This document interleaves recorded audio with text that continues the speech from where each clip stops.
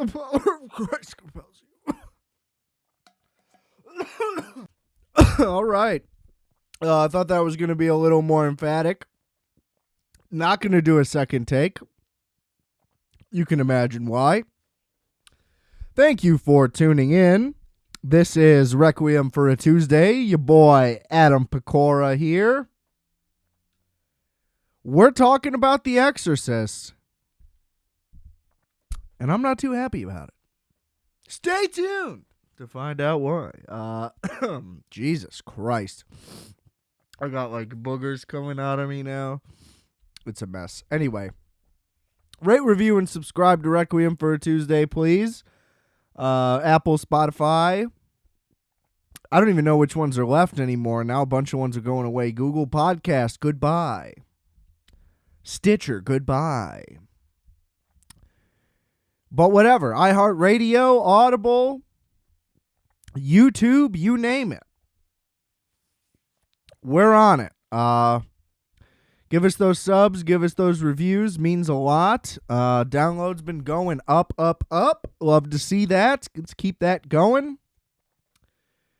Not quite hitting the exponential growth goal, but, you know, the numbers are going up, ladies and gentlemen. We love to see it. Oh, boy. You hear that crack in there?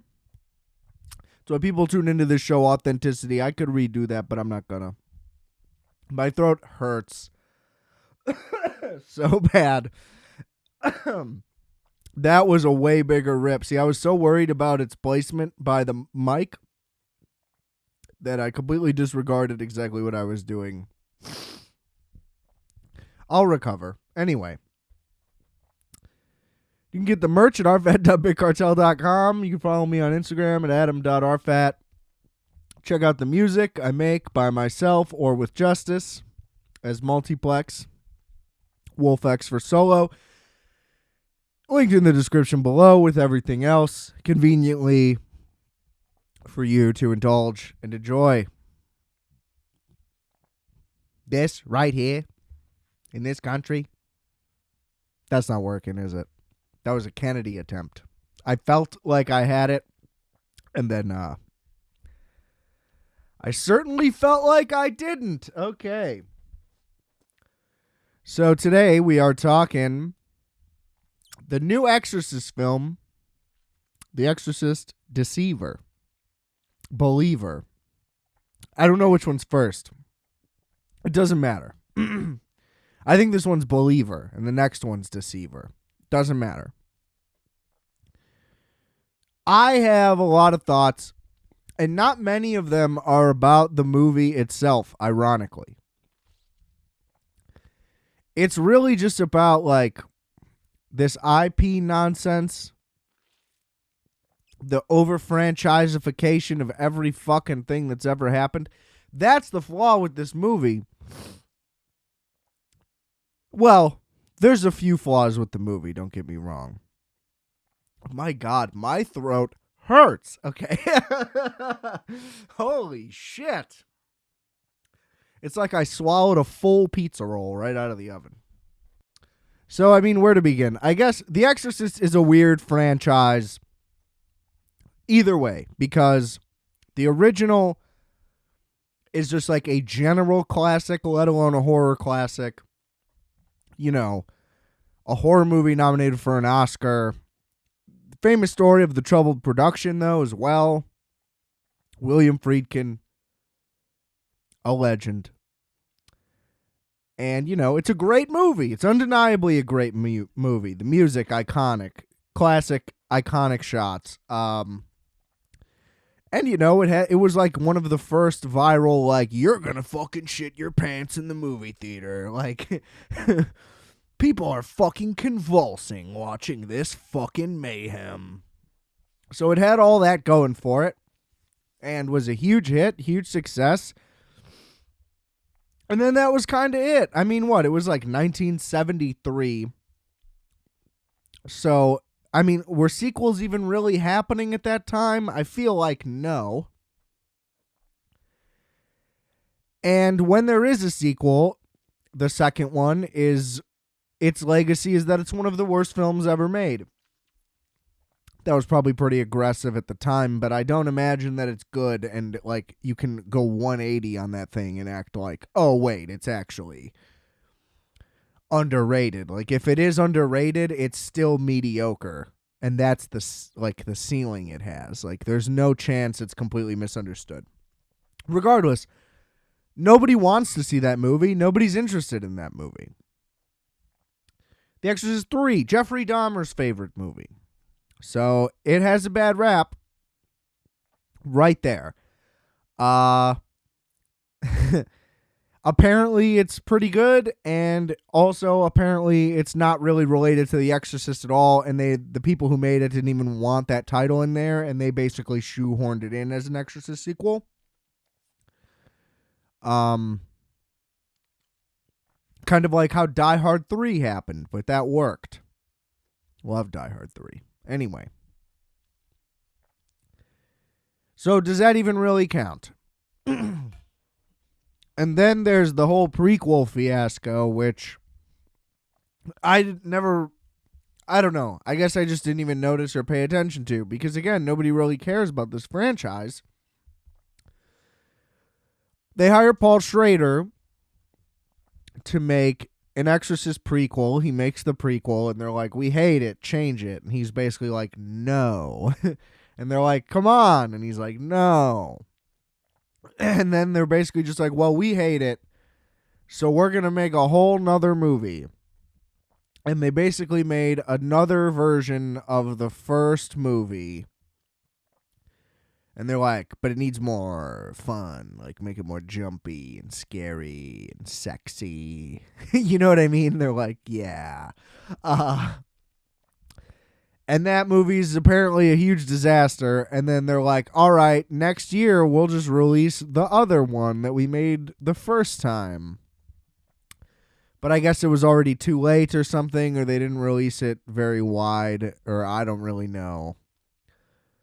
And that movie apparently isn't very good either, but it's better, I guess. So essentially, like of all the post-original Exorcist movies, the best one is like an underrated cult classic, Exorcist 3, that's not really about the Exorcist at all. And then that's it. And then that's all you have up to this point. And I think there was also a TV show. But, I mean, if that's what we're talking about here, then that's not a movie. You know what I mean? So either way, it's like, we're going to act like you have some legacy after a masterpiece of a film, and like you're going to try to be like, yeah, but the TV show's okay. Like, no. And either way, it's been canceled. And it was on, I think, like national regular network television. So I don't even know how any of that happened. The point is, The Exorcist has no merit or name recognition really at all. Like the one movie does, but every single other thing called The Exorcist has failed. So what are we doing here? Number one, okay, and then my counterpoint to this entire thing is Halloween, just because the obvious reason. David Gordon Green and that whole group made this most recent Halloween trilogy, and they've now been hired to make an Exorcist trilogy. It probably won't get there, frankly, as this movie is currently struggling mightily at the box office. Boy, I cannot stop needing to clear my throat. I apologize. So, Halloween followed a formula, and the formula does typically work, at least on surface level, and then you maybe never revisit the movie again.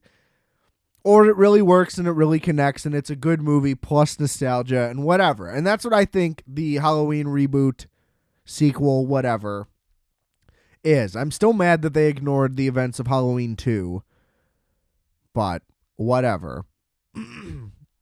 I don't ignore those events. And that's all that really matters. But they followed okay, let's bring back legacy characters. We'll reference legacy moments, but then we'll refresh it with a new, younger cast that'll shepherd this thing forward as main characters.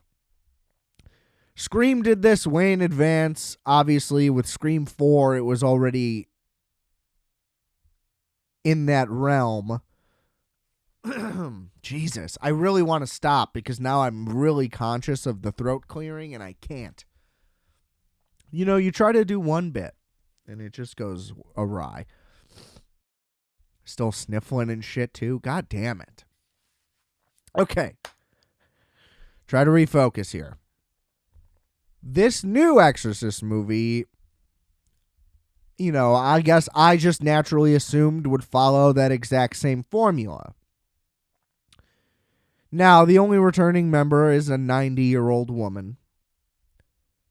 So, how much could they really follow it? And the answer is not at all. And there's a lot of reasons for that, though, which I understand even from the filmmaker's perspective. Because, again, you're only going off of one movie, so you can only reference so much shit without basically just remaking it, which the Halloween reboot 100% is not even remotely in that territory. It's not. There's some references to the original, and throughout the trilogy, they reference all of the movies, even the bad ones.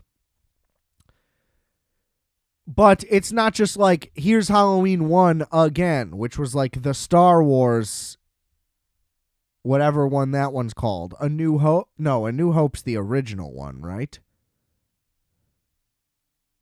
What the fuck was that Star Wars movie called? See, I don't even know. The Force Awakens? Right. So, yeah, that one, they just remade the first movie with new people and, repackaged it. That was a mistake, and that movie's not good. But, I digress. The Exorcist, again, because nobody's even going to get any of the references to any of the other movies because nobody's seen them. There's no interest in them. There wasn't even at the time. Those movies didn't do well. But again, all stemming from the proper reason, which is the reason why Jaws sequels failed. You can't. It's about the expertise of the filmmaker who made this movie. That's why this is good. Unfortunately. You kind of need Steven Spielberg. You kind of need William Friedkin. They kind of do things pretty well for a read. You know what I mean? It adds up. But what are they going to do? Have some shot of the stairs and redo the silhouette? The Exorcist is too serious in tone for that. So it's another reason why this doesn't work is because Halloween has all the counter arguments to all of this stuff. Even the movies that suck, a lot of them still have fans. Now, there's not a lot of Halloween Resurrection is great, people. But plenty of people love 4, 5, and 6 for some reason. And then, there's H2O. There's a legacy movie that already happened. There's just a lot of fun that happens regardless either way. There's campiness. Even the original, it's a low-budget independent film. It's not this high art thing. And, there's not a ton of comedy in Halloween, but it's not, it's not a drama. It's just a horror movie. Whereas The Exorcist it's real. That's the goal, is for this to be, not that Halloween's wasn't playing for realism as well, but you understand what I mean. God damn it. There's just a tone that you can't go to in The Exorcist. Because it's just not silly. It just isn't. It's supposed to truly be God versus the devil, good versus evil, and all that fun stuff. So Michael Myers and all of those films, there's just a longevity factor. There's a popularity factor. There's just too much at play. The same thing that it has with The Exorcist is the music. But that's all The Exorcist has, and they used it pretty sparingly, and rightfully so. This new movie, finally getting to it, I guess, is not even, I guess, what you could dub an Exorcist film. They did the same thing, is basically all I can say. They shoehorned in the way that it ties to the original movie, but it doesn't at all. I'm just going to be honest. It's a completely different story, a completely original idea. And here's the thing. The movie's not good, but it's worse by the fact that they tried to make it an Exorcist thing.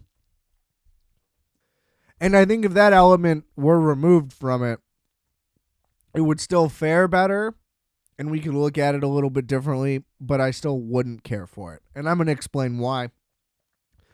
There will be spoilers, but again, this movie's not good, and there's not a lot to spoil. There's not a whole lot going on here, but that's my warning. Please rejoin and listen later if you're a pussy and you're going to turn it off. So, oddly enough, we open in Haiti right before that big earthquake that killed like a lot of people in real life. Don't ask why. I don't know. Odd choice, I would say. But I kind of get why. They're just trying to... They picked a place that's like spiritual. But yeah, I don't know. Not necessary for there to be the earthquake. There could have been some other kind of accident that just happened. Regardless, a man and his wife are vacationing in Haiti. I don't know if it's vacationing, if they're intentionally there for some type of spiritual experience. It's not really stated. The woman does go through some weird type of like ritual to like bless her child. I don't think they were there for that intentionally. Like the next morning is the earthquake. The wife is trapped beneath a building. She dies because they're only able to either save the child or her if they just due to injuries, whatever. You can't sedate one and then have the baby and then whatever, and I don't know. Could be realistic, could not be. I mean, I certainly questioned it, but I don't know how well the hospitals are doing in Haiti. Probably not great. Probably not great after the earthquake. So, I guess that's all fair. Then we just do so that's the origin of the whole thing. We do a cut ahead. The guy lives alone with his daughter, who's now 13, I believe. They cut ahead years. And whatever. And she's kind of starting in high school, and here's my main issue with the movie as a whole. They put zero real effort in to building any one character in this movie. You might know a couple of facts about a few of these people, but that's it. You know nothing about even their personalities, what they like, what they dislike, who are they, how do they act, do they have a sense of humor, do they have anything, are they good people? You know what I mean? Every person in this thing could be a sociopath. I have no idea. And the movie's tone, because it's supposed to be grim and sad and ominous, though, you don't know if you're supposed to, like, mistrust anyone at any point, because everything is a, like, dark, dramatic moment. So it's like, does somebody have an ulterior motive, or is this just bad writing? And it's pretty much just bad writing, but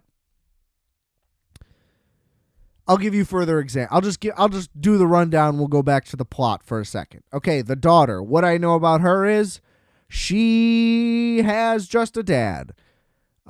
She wishes she could connect with her mom. That's actually the next part of the plot, so that'll help us push forward a little bit. They simply allude to the fact that they just spend a lot of time together. He's obviously very protective of her, implied because of the result of the death of his wife. So she's all he has, afraid to let anything happen to her after something happened to his wife, etc., etc. She is just like, okay, I want to hang out with my friend like one time. And then they show her looking through her mom's stuff. Okay, kid wishes she knew more about her mom who died, basically, in order for her to be alive. Obviously, a kid would be interested in something like that. She then is just like, I'm going to hang out with my friend one time. He's like, all right. That's it. That's all we know. We don't know who the friend is. There's no backstory on her. There's no implications about who the... You know what I mean? There's just nothing given to you about anybody yet.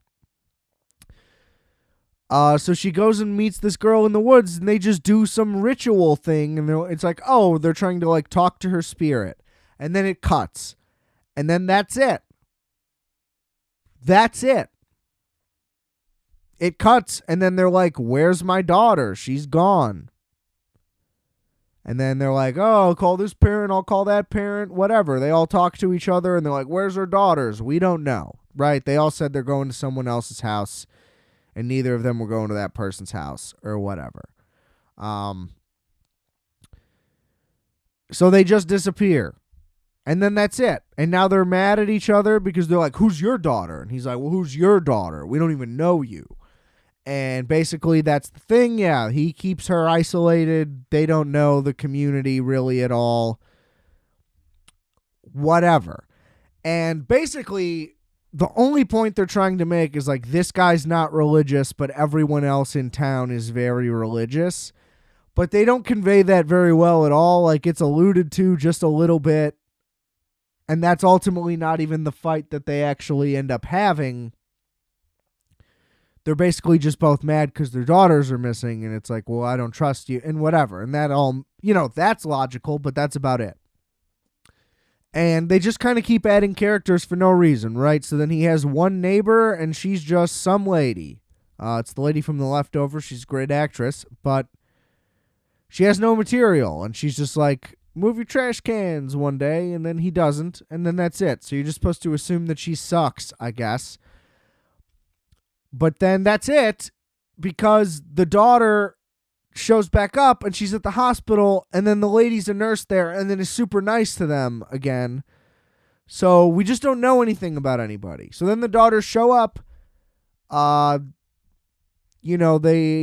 Their hands are all fucked up and their feet are all fucked up, but they basically have like no medical problems. They have no memory of what happened to them.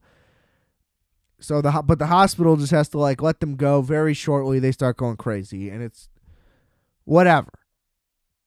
That's the thing. It's all just whatever.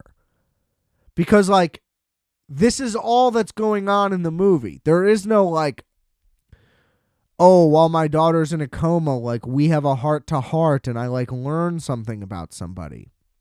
None of that ever happens.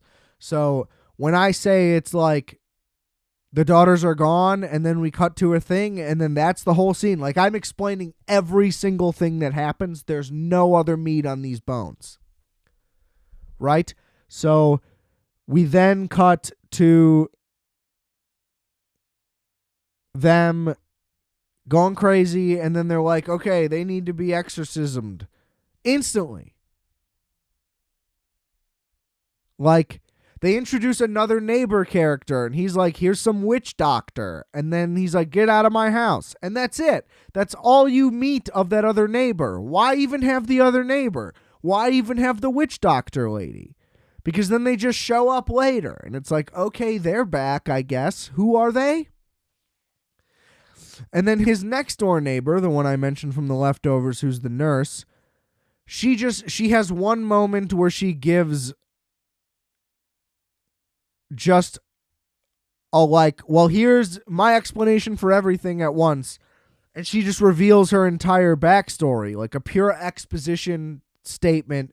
She's like, well, I had an abortion when I was a kid, and that's why I couldn't become a nun, but I always really wanted to be a nun. That's how religious I am. And then she just like walks away. And then she's like, I'll try to get you a priest. And then the priest just like doesn't want to do it. And so then she's like, well, this is my time now. And so she only gave that speech just so she could be like, this is my time now. But it's like, you just gave me an exposition thing. So I don't feel like it's earned, if that makes sense. And then the demons reference it, like taunting her, the two girls. And it's like, oh, that's not a reveal because she just explicitly said it. Anyway, so in between, I did leave out a thing there. Yeah, they choose to bring the girls back to the house because it has to be done at the house. I don't know why. And then the priests don't want to do it. And regardless, there's not that moment of like, well, the guy is here who can save you. Like, and there's no one who's defiant and strong like in the original. And so basically it's the neighbor and the witch doctor doing their version of what they want to do. And then it's the nun abortion lady and the priest who can't decide doing their version of what they want to do. And then the parents are just there of each of the kids. And we never learned anything about the parents. We don't know anything about the neighbors. We don't know anything about the priest. And it's like, I'm not really rooting for anything to happen here. And it's just, I kind of just expect them to be fine. And there's no real scares. There's no real tension. They just kind of instantly become possessed. There's not this like progression like in The Exorcist. There's no iconic scenes. Basically, they just tie them to chairs and that's it. So like, yeah, they start like drawing chalk lines and doing shit with smoke and fire and whatever. And it all kind of starts to work, like the thing is waning like pretty quickly. And then there's a slight twist. They reveal that like the demons reveal it because they know like everybody's secrets or whatever. So they reveal that he told the doctors to save his wife and let the baby die back in Haiti. And essentially after that thing happened, that's why he lost his faith in God. And what this is supposed to represent is like, him experiencing religion or whatever. Or him needing to do so in order for, this to work because it's clearly the devil. Anyway, you get it. And then they're like, because of this, now you have to choose which one of these girls will live or I'll kill them both. And then they're just like, no, we're not going to pick. Like, we're not going to fall for it. And then what's it called? The priest like runs in, tries to do something. The demons kill him. And then the other girl's dad is like, I choose you. So the demons obviously kill her and then let the other girl live. Although they make it seem like the blessing in Haiti is the reason why she survived. Either way, that's the whole thing. And you're wondering how it ties back into the original. There's like a 5-minute thing in the middle where he's like getting back into research and trying to figure out how to do an exorcism. And he calls the lady from the original, and she's like, I devoted my life to this after this happened, and blah, blah, blah, and I'm an expert, and we'll get this all fixed up for you. And then in the next scene, she just gets stabbed in both eyes with a cross, and then she sits in a hospital bed the rest of the movie. And they're just like, she's like, this happened to me in 1970 with William Friedkin, remember? And that's it. That's the only tie or reference to the original. And then they keep cutting to her in the hospital bed, like because now that she's blind, she can like sense all this shit still. And it's also ironic because that's just what they did with Jamie Lee Curtis in the second Halloween movie. So, point is, my biggest issue with this whole thing is it skipped the first movie where it has the fun references and the nostalgia, tying back into my whole reasoning of The Exorcist does not have that. So they had nothing left. Now, there's a lot of really interesting visual stuff happening in the movie. Just great shots across the board, really, and all the performances are solid. The material's just dead and boring. And the exorcism doesn't... yes, the girl dies. You don't really feel anything. Frankly, you don't know who that girl is. You literally didn't meet her until they were just in the woods and then they disappeared. So it's just implied that that's that girl's friend, but I don't know them. I don't know. It seemed like they cut out a lot of the wrong stuff. Maybe. I couldn't tell you. But it just felt like there was a lot missing from this.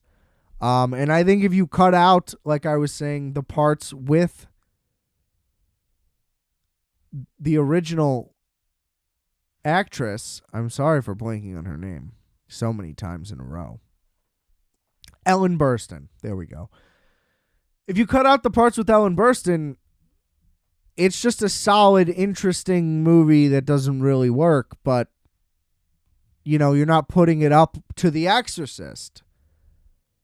Because every time it's inevitably going to be compared to it, especially when you're calling it a direct sequel to it.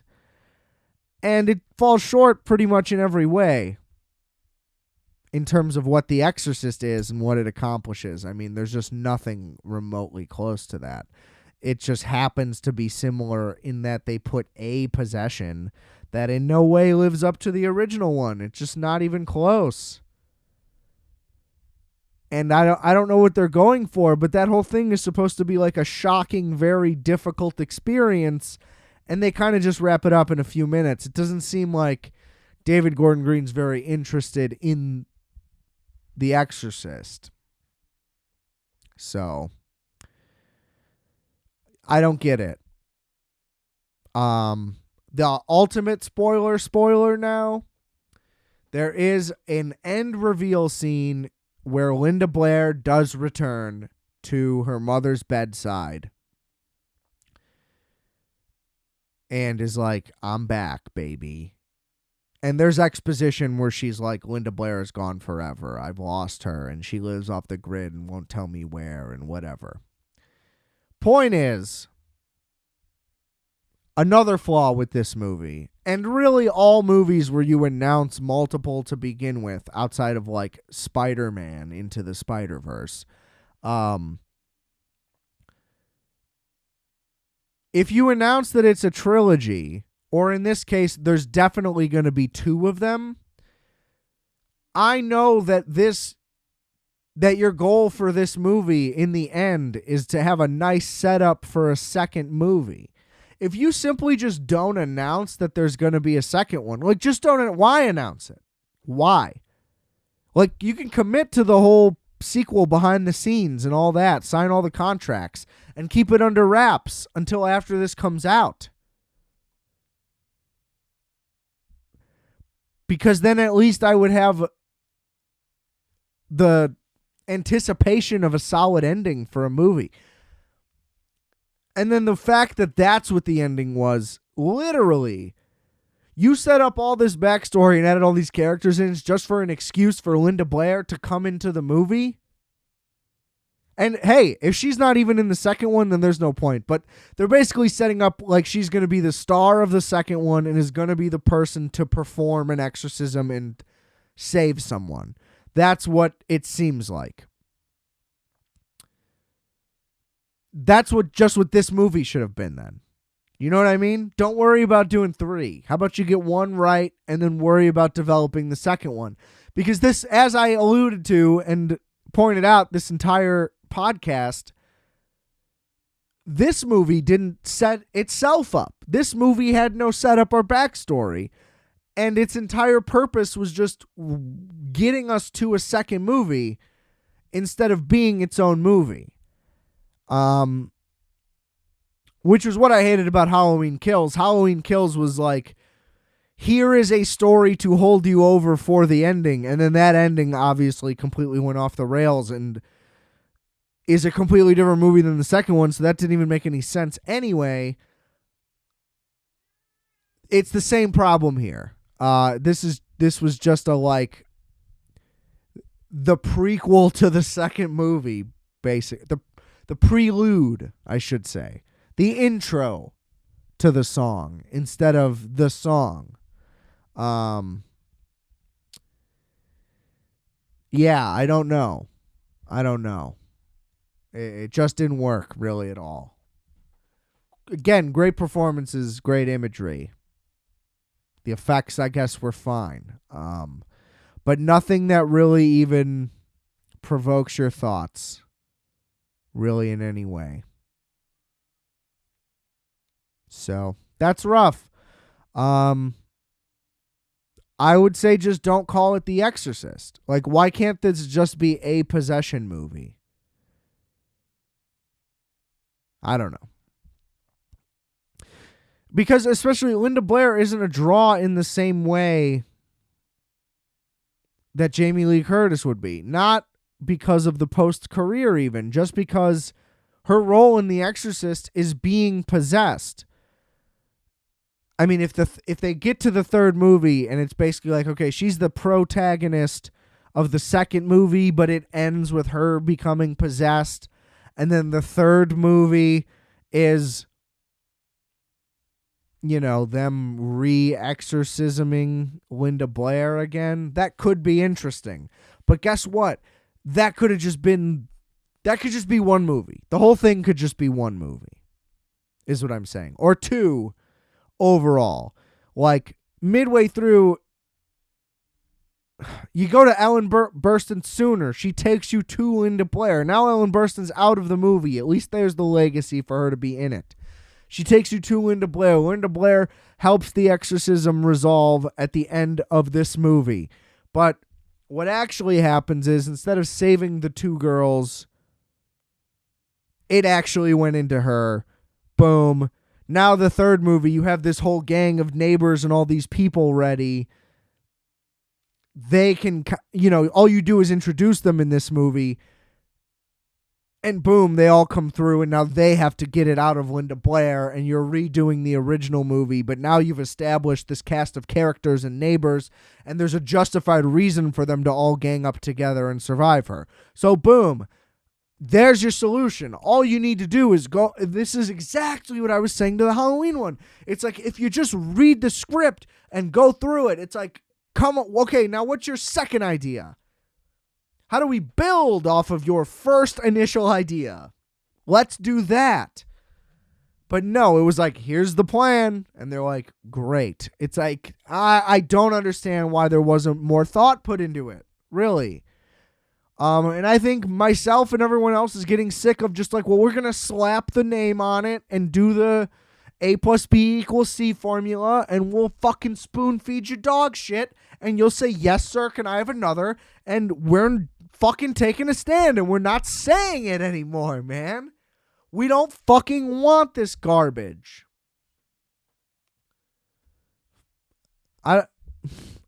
It's coming to a halt, but it's not coming fast enough. Stop relying on the formula and just make a movie that's good. Write something that's good. That's what we want again. The interconnective whatever of everything is over, and we're sick of it, and it makes it worse.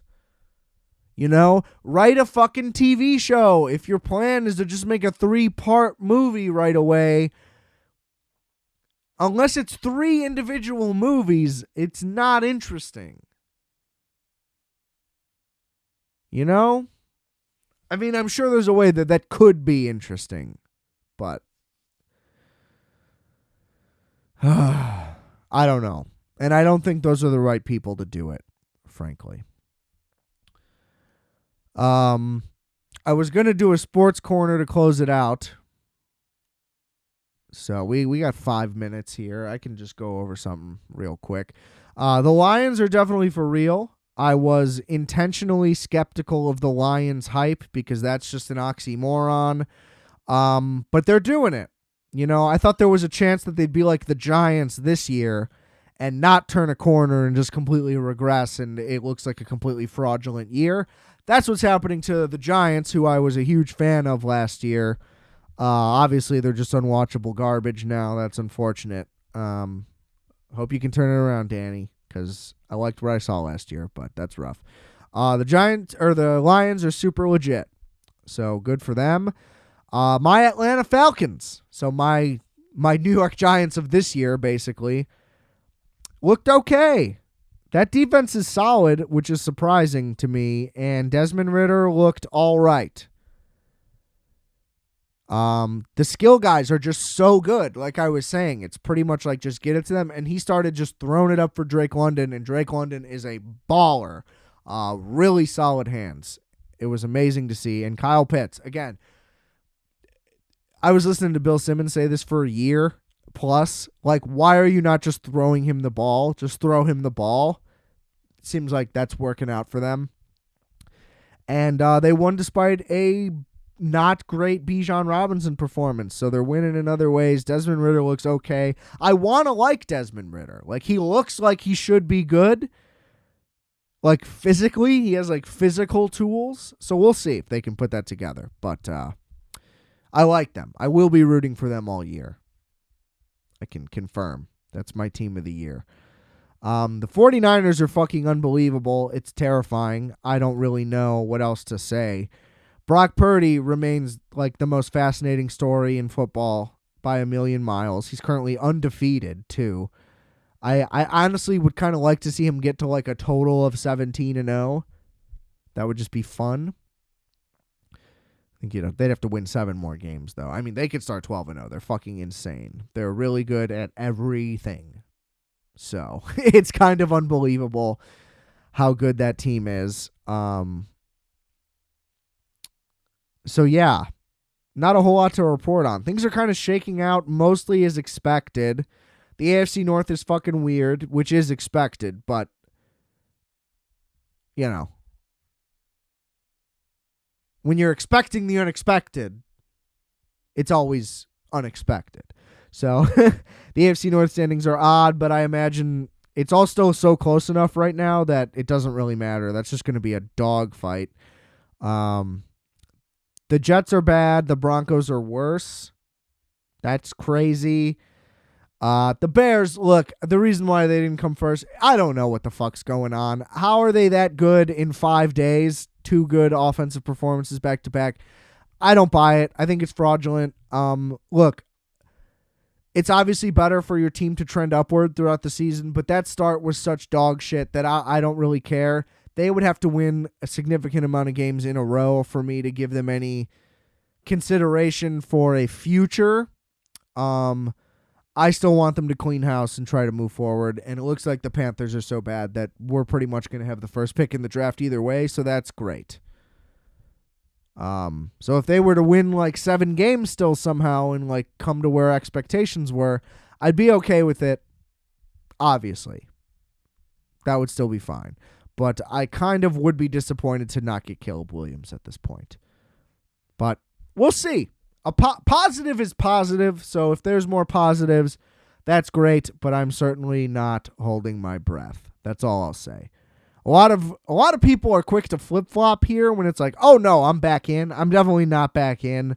I'm like, hey, beat the shitty Vikings, and then maybe we'll talk because the Raiders are also bad. But not looking ahead. Not looking ahead. Knock on wood. All right. So, yeah, that's my little NFL update. All in on Falcons, still all out on Bears, but pleasantly surprised and happy to see real football that looks like they're a real team, and the offensive line might be okay because they actually have some guys back. And I thought that would be improved, so glad that that's not a huge failure after learning a lot. Rate, review, and subscribe to Requiem for a Tuesday, please. Been loving seeing those numbers go up. Let's keep that going. Share it if you can, if you don't mind. Hit subscribe. Check out all the links in the description below for more goodies and more fun. And check it all out and like it all and love it all and subscribe it all and whatever. You get it. And remember, last thing, I are fat, you are fat, we are fat. Calculator.